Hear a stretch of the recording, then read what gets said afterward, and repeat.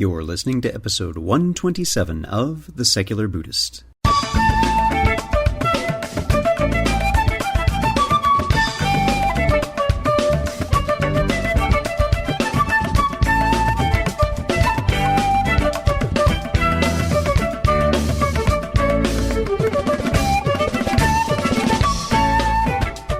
Welcome to The Secular Buddhist. I'm Ted Meissner. The Secular Buddhist is the official podcast of the Secular Buddhist Association, a grassroots-driven effort to answer the needs of secular teaching and practice for contemporary society. The podcast has interviews and roundtable discussions pertaining to engaged Buddhist training and practice, and the SBA website has show notes for each episode along with resource materials. Though the podcast focuses on core practice from a secular viewpoint, more traditional teachings are welcome and openly discussed. Richard Winter speaks with us about the alignment of Buddhism and Marxism in his book, Power, Freedom, Compassion, Transformations for a Better World.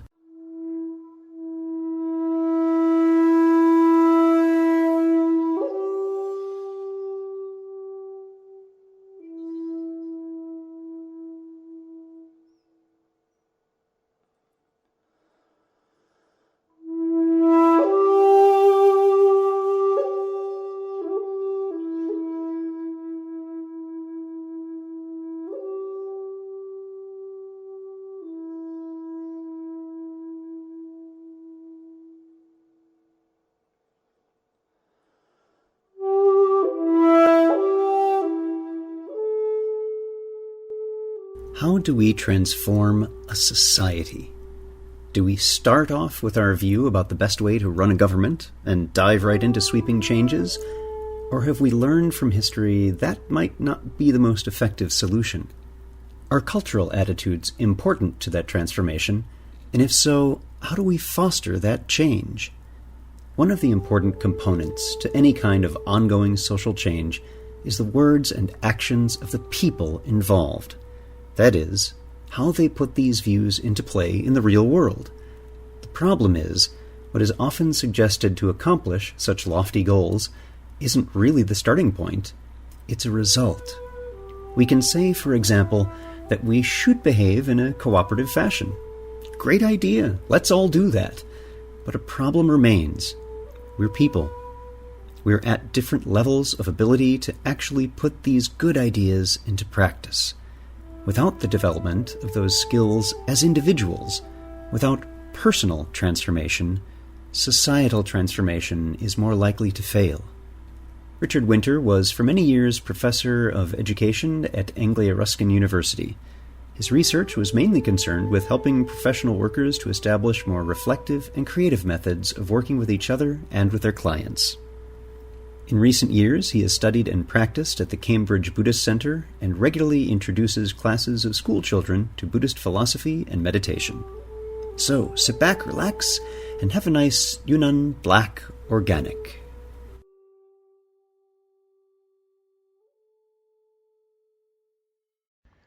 And our guest today is Richard Winter. Richard, thank you so much for being here.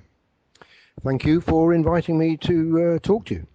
It's very good to have this conversation because we're going to be going into an area that I will confess I'm very ignorant of. I will proudly own my ignorance on this.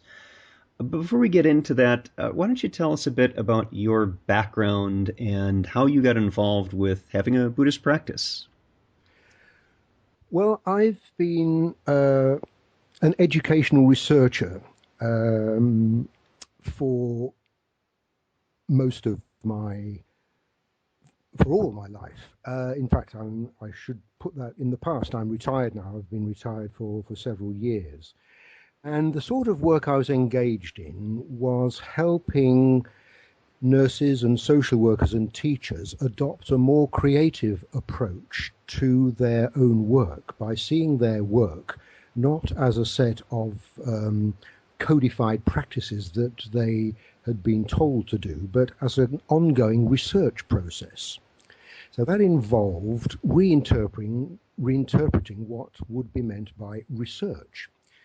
Since research is very frequently seen as what is done by expert outside observers to people engaged in their own practice. And I developed a form or some ideas, and indeed this was the subject of my PhD, was what is the philosophical basis for research by insiders, on the idea that the insider is the real expert on their own practice. This sort of sailed under the heading of action research, and it's has a lot in term with professional development. Anyway, I was involved in that, and I wrote a book on that subject. And I was working in a university, which, like so many British universities, had a member of staff going around the world trying to find people in other institutions who would be interested in working with members of our university to improve our international profile and possibly, hopefully, to earn some money.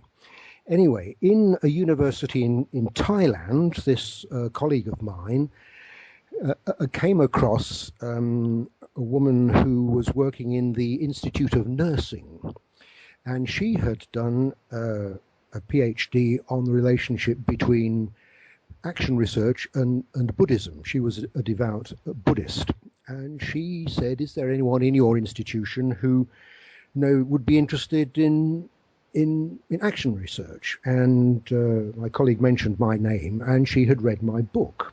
So she said, well, let's see if we can set up a project. So anyway, I was asked, therefore, if I would like to go to Thailand and set up a course for the nurses that she was teaching on adopting a creative approach to their practice based on action research and on Buddhism.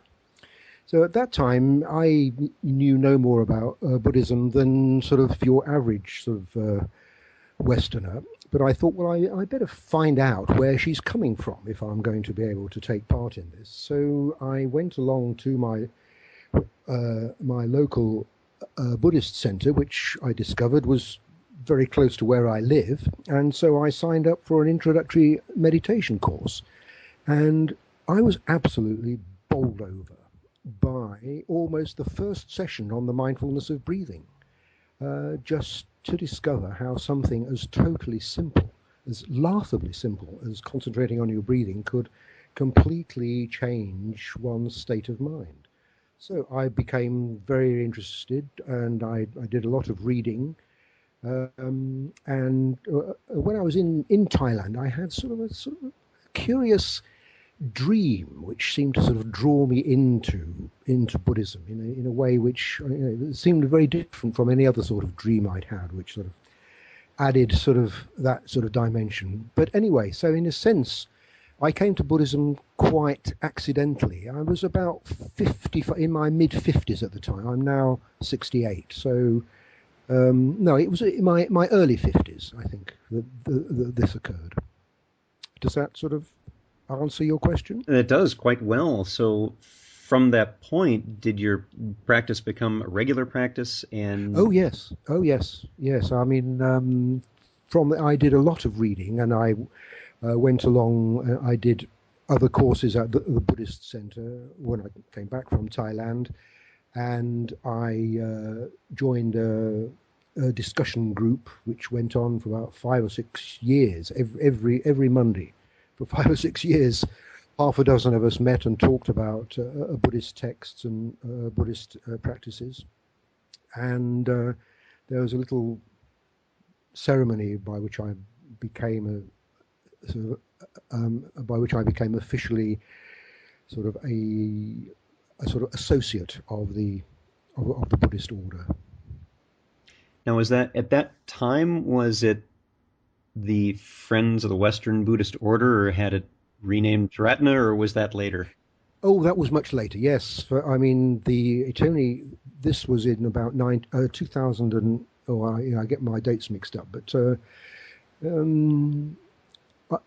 it only changed from being the Western Buddhist Order to the Triratna Buddhist community in 2010. So that's extremely recent. So all the time that I was working and practicing, it was the Western Buddhist Order, and I really sort of appreciated that label because I was very concerned. I was very sympathetic to what I took to be the main emphasis in the Western Buddhist Order, that it was concerned, as I think Sangharakshita says in various places, is concerned with how Buddhism can transform Western society, and that is indeed the thing I'm particularly interested in.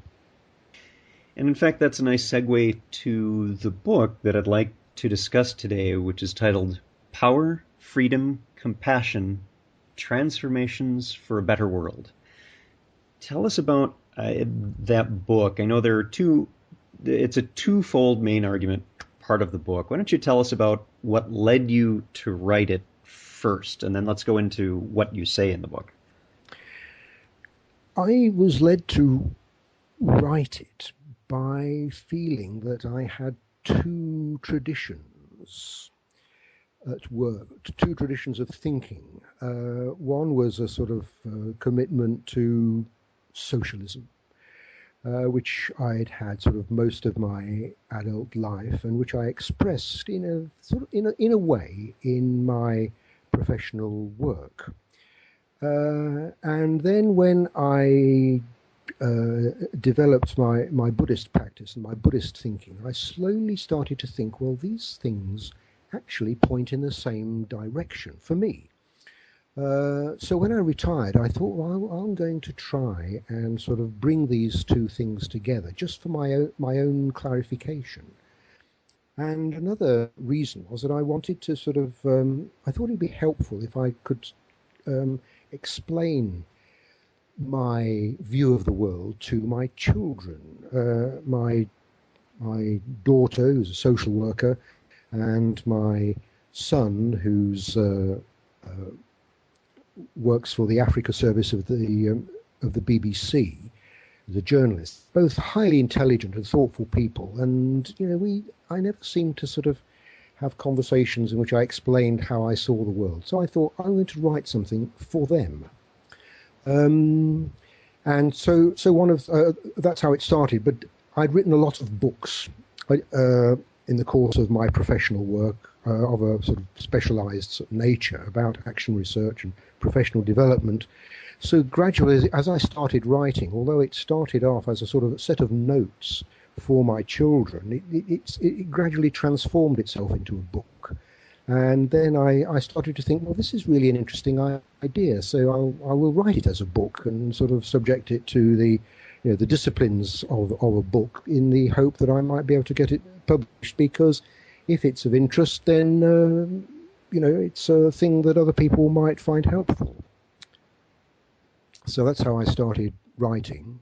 And I wrote it. I wrote it over a period of 7 years, very slowly, sort of putting different bits of it together.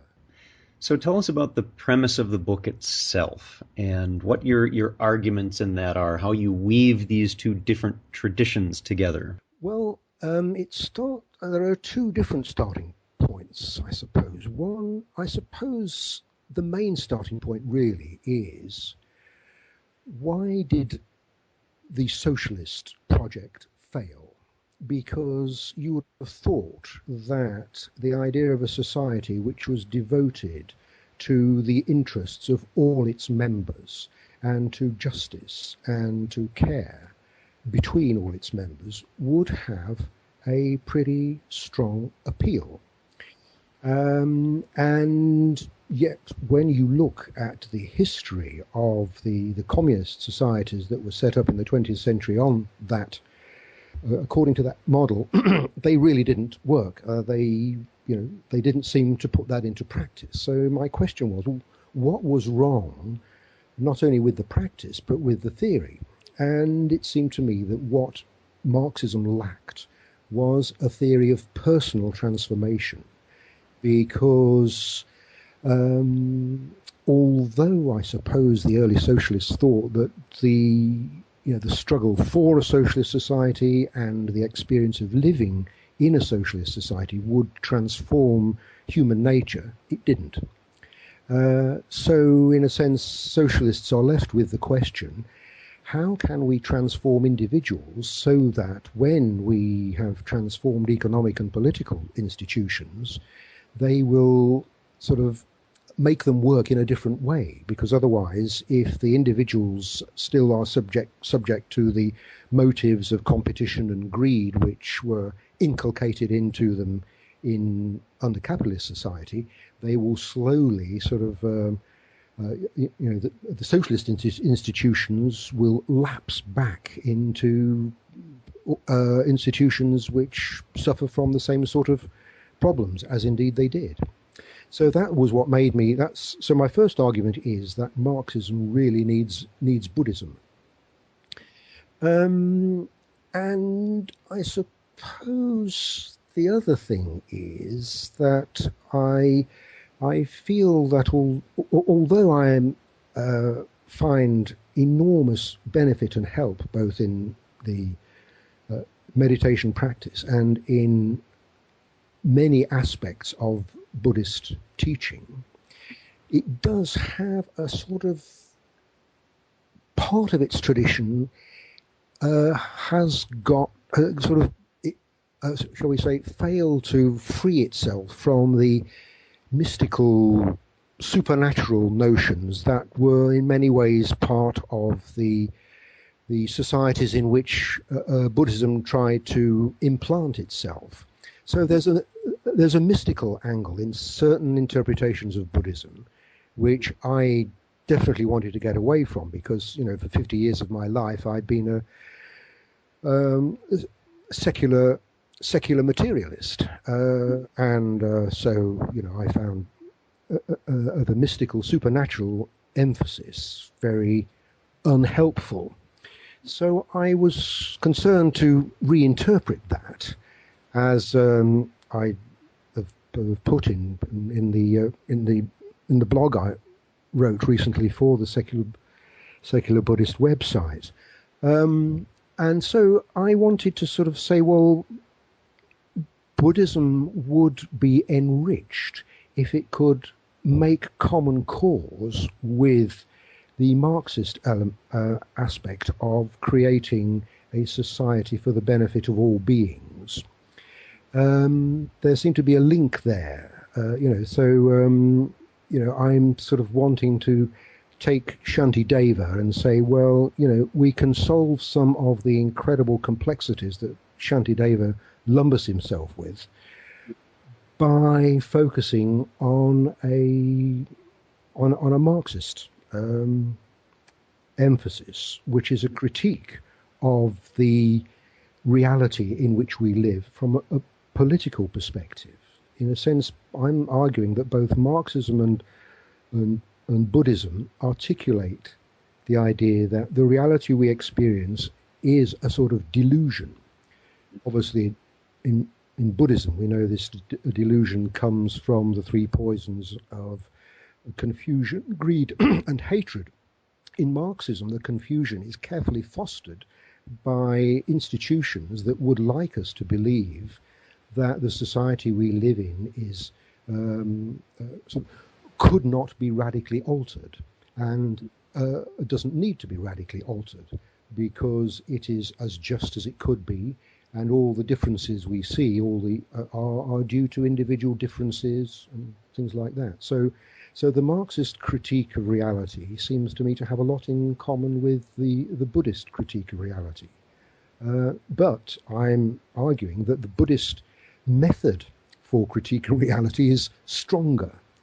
Or, shall I say stronger? The Marxist critique of reality says we can change things through collective action and the invigoration that generates, which is okay, but it's incomplete, and so so both are needed. So my argument is that although they seem to be very Marxism and Buddhism are extremely different, if they obviously are, I see them as complementary and sort of sharing at certain points a common emphasis on critiquing our experience, habitual reality, in the light of a strong theory of human capacity.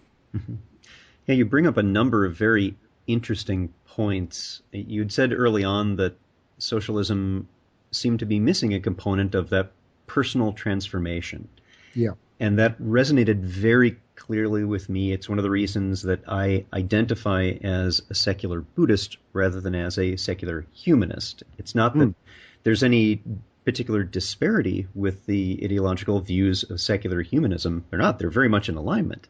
But what I have seen as missing in that is that practice component of personal transformation, that it's very easy, and I would agree with this idea of changing our society, which is another thing that you bring up and is very much in alignment with Stephen Batchelor's ideas around what Gautama's intent may have been, is a transformation of society that must begin with personal transformation, because we don't see that, then it's much, much harder for us to manifest that change in a broader scale that's outside of just our own minds. And that's what your book talks about. One of the reasons a socialism experiment may have failed is that the people behind it didn't have that practice. Absolutely. And I think you also bring up one of my near and dear ideas, is this concept of encouraging questioning of accepted, standardized memes, and in particular one that institutions can't change. And we, in a way, we give them a self. And we keep talking about no self in our practice. And this idea of selfing is maybe not a good thing. That isn't just on a personal level, but on an institutional level, that when we give it that kind of crystallization of an entity, of a self, of a being, that makes it so, and that makes it more difficult to change that. Tell us more about ways in which you see that questioning taking place and how that can get some momentum behind it. Yes. Well, in the book, I make the argument that if we could create a widespread culture of meditation, then we could slowly, gradually create a situation in which most people were used to critiquing their experience. And critiquing their experience in the light of particular values that arise from the notion of interconnectedness and of compassion. And so I see meditation as the source of a strong ability to be critical of the spontaneous impulses we experience. And that's why my final chapter is about how a combination of Buddhism and Marxism needs to transform the practice and the institutions of education. Now, I think I'm just about to lose the focus on your question, which was about how can we create a questioning approach?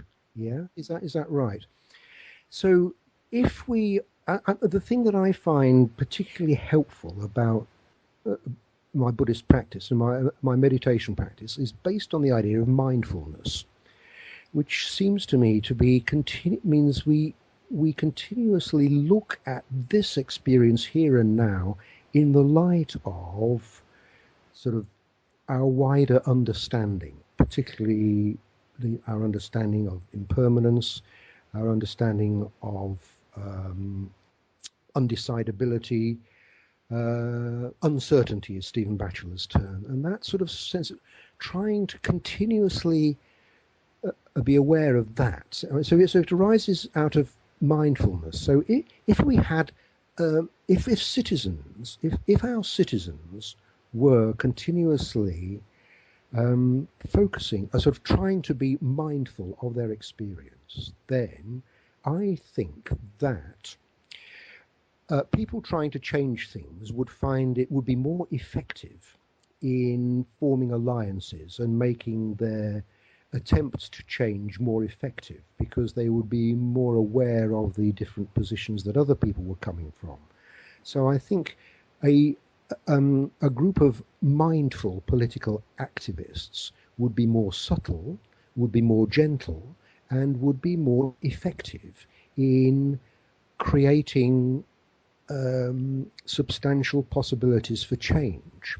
But also, on a longer term, if we had institutions in which the chief executives were also mindful of what they were doing, they would find it more difficult to award themselves £1 million bonuses at the same time as laying off thousands of workers and insisting on sort of work procedures in impoverished parts of the world that were intense brutality. Do you see what I mean?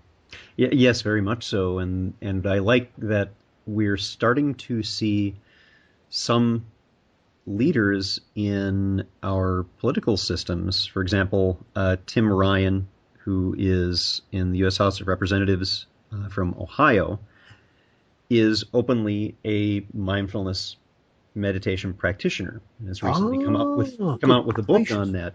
So we're seeing that more and more. And I know that there is a recent release of the Religious Landscape Survey for Australia, showing that it's becoming a more secular country, and Buddhism is one of the areas that is very much on the rise. So I think we're seeing a confluence of a few different things. One is this idea that meditation is not limited to a particular religious traditional practice, and that it's okay. It can still be beneficial and helpful taken out of that. It doesn't mean that it has all of the ideological components of a tradition. That's very true, and I don't think anyone's debating that. But it's still of benefit to people in their own cultural context. And that as we see this ongoing engagement with not just a personal transformation with what happens on the cushion, but taking that out into our smaller social groups, when we're at work, in our families, our friends, and therefore impacting that larger societal transformation by encouraging this kind of teaching in schools. So, for example, the work of Mindful Schools is an organization that teaches mindfulness to school children. I think we will see that ongoing growth. Is that what you're seeing as well? That's great. Yes, I mean, a couple of things strike me there, and that is I'm, at the moment, the thing I do spend a lot of time on is teaching meditation and the Buddhist explanation as to why meditation is in theory a good idea to groups of school children. I do a lot of work on that and really enjoy it, find it extremely interesting.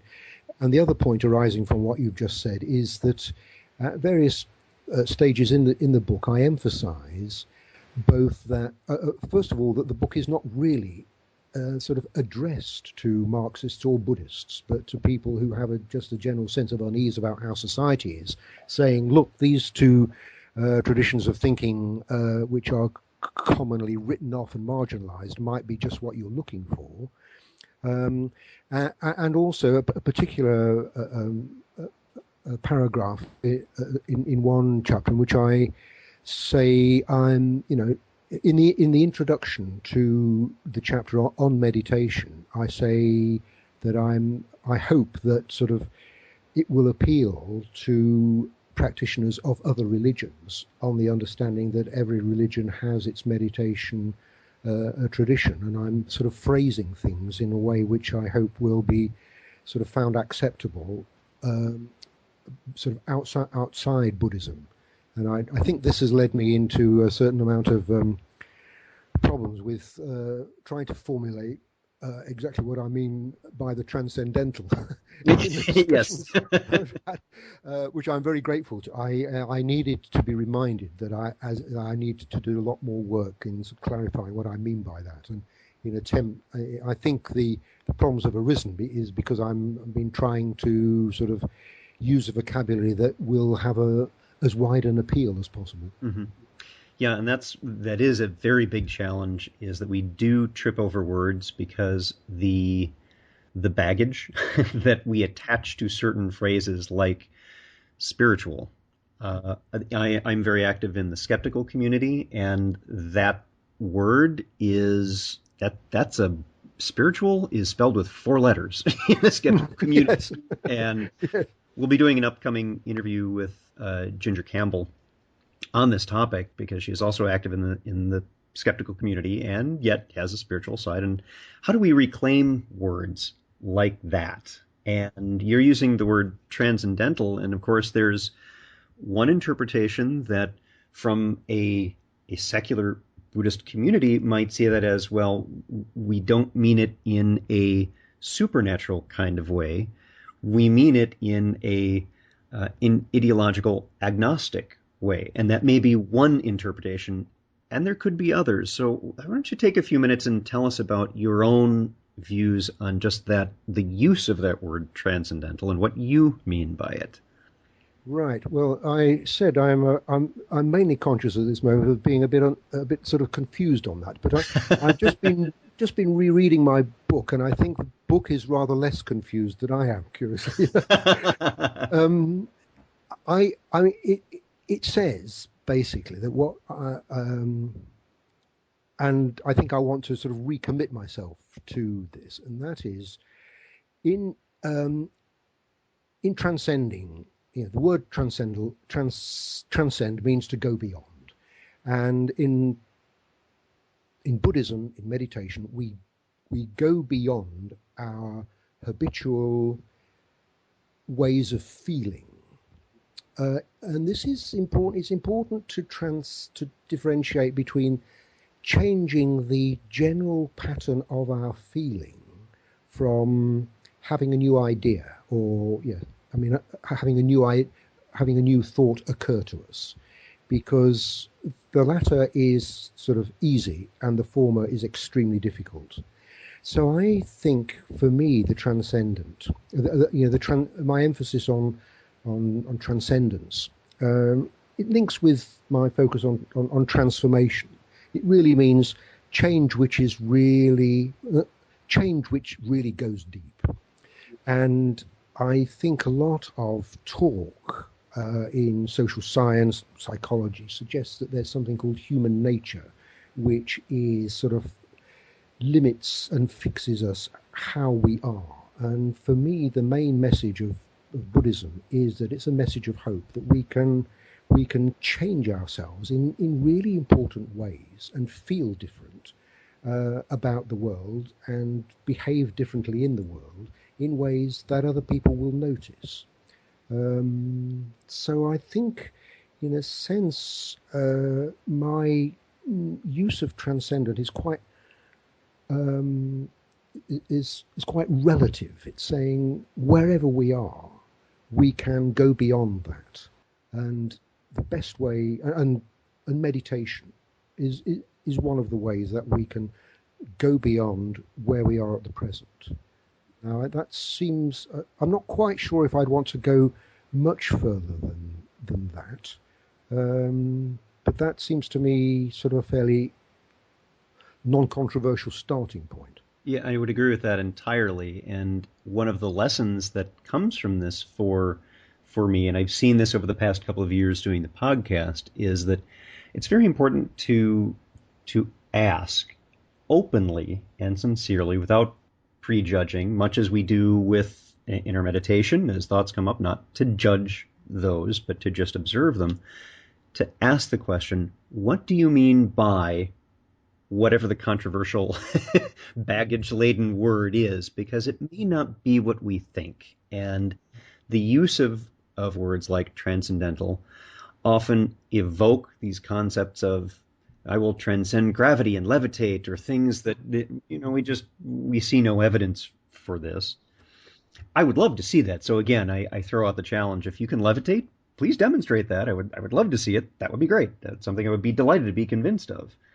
But we don't always mean that. Sometimes we do mean it in a very naturalistic, real world context of something that we don't normally do, that's outside of our normal range of experience. It doesn't mean it's magic. It doesn't mean it's supernatural. It just means that it is beyond what we normally habitually experience and do. Yes, but I wonder if I would want to, I might, I said I might want to go a little bit beyond what I said, and you triggered me by using the word naturalistic. And that reminded me of the other, of another blog that is on the Secular Buddhism website on naturalism. And I read through that. Yeah, it's another conversation that we're having online. Yeah, enjoying immensely. Yes, I read it with great interest. And I think I would like to add into that a reference which have mentioned in the blog on secular Buddhism. Someone took me up on it, but something seems to have gone wrong with the website, so I don't seem to be able to reply. I mentioned a book by Wijsin Shikpo called Openness, Sensitivity, Clarity. I may have got those in the wrong order. But what that is an account of what he calls Buddha mind. And so that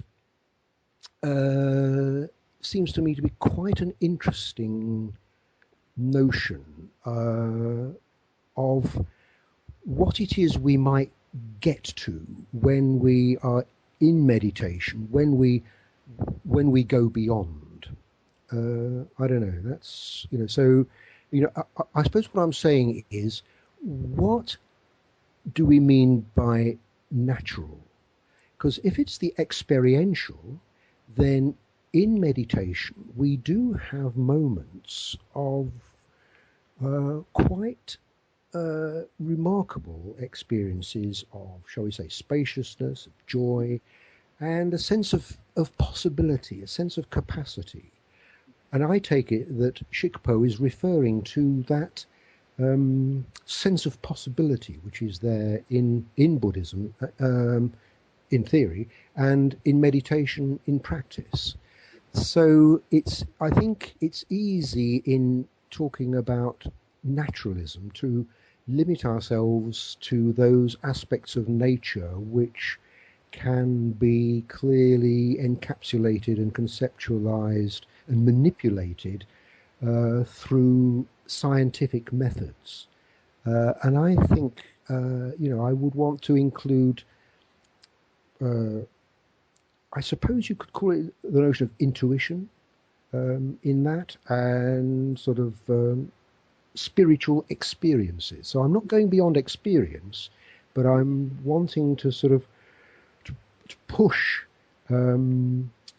the concept of naturalism so that it can encompass all the experiences that lots of human beings regularly have, even though we can't sort of manipulate them scientifically.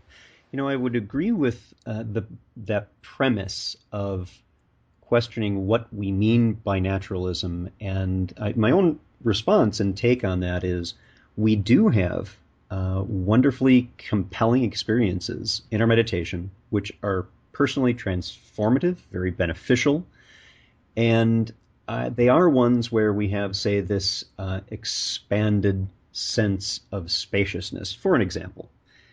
And I still see that as being within the natural world. So what I mean by naturalism is that this is still, as a dichotomy with supernaturalism, that there's nothing magical going on here. There is something wonderful going on here. And our experiences, this is what we often run into in our various communities, that if we can't measure it as the rate of a falling object, Yes. that it is not scientific. Yes. And Yes, that's yes. not the case. I still see this as perfectly natural, scientific, and experiential. There's nothing within science that denies that people do have experiences. It's very true. What we often run into a disparity of views is the real world veracity of those experiences. So I would take, for an example, an out-of-body experience that one may have.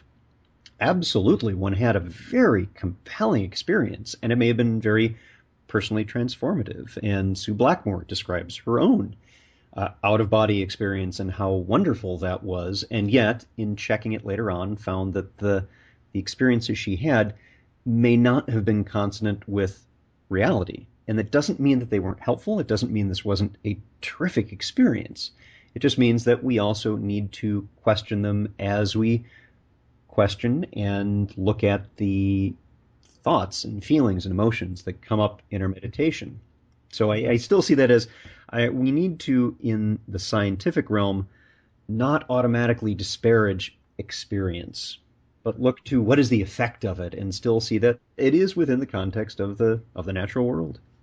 And I'd also like to add on here, the book that you mentioned, I will link to it on the episode page for this episode, is Openness, Clarity, Sensitivity by Rigden Shikpo. I do have a link to that on the episode page, so I will link to that as well as to your book. And again, the book we've been speaking about is Power, Freedom, Compassion, Transformations for a Better World. If you'd like to find out more about what Richard is doing, I'm going to give you two sites for folks who are listening. One is Richard's own website, and that's www.richardwinter.net. And the other is to check out the Secular Buddhism UK website, because he is blogging there as well, and that's secularbuddhism.co.uk, I believe is the address for that. Richard, thank you very much for being here. I've enjoyed this conversation. You've helped educate me as to what these ties are between Marxism and Buddhism, and how this component of personal transformation can help inform other areas where we wouldn't typically find it. So thank you very much for being here. Thank you very much, Ted. I really enjoyed the conversation. I found it very interesting, and as usual, I find a conversation is in itself helpful and a transformative. It's a really thought-provoking experience, and I feel I've learned a lot from taking part in it. So thanks very much.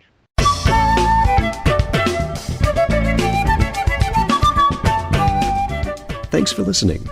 If you'd like to learn more about something you've heard in today's podcast, please come visit the SBA website at secularbuddhism.org, and you'll find an entire webpage devoted to this and every episode.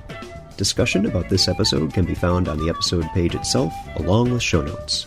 The music for The Secular Buddhist is used by permission from John Kaizan Neptune CD, Steps in Time. Additional music is provided courtesy of Monty Levinson of Taihei Shakuhachi and Rodrigo Rodriguez. Their websites are also linked on the SBA site on the About Podcast Music page. Until next time, remember, every moment you have a choice. Make it the best you can. See you next time on The Secular Buddhist.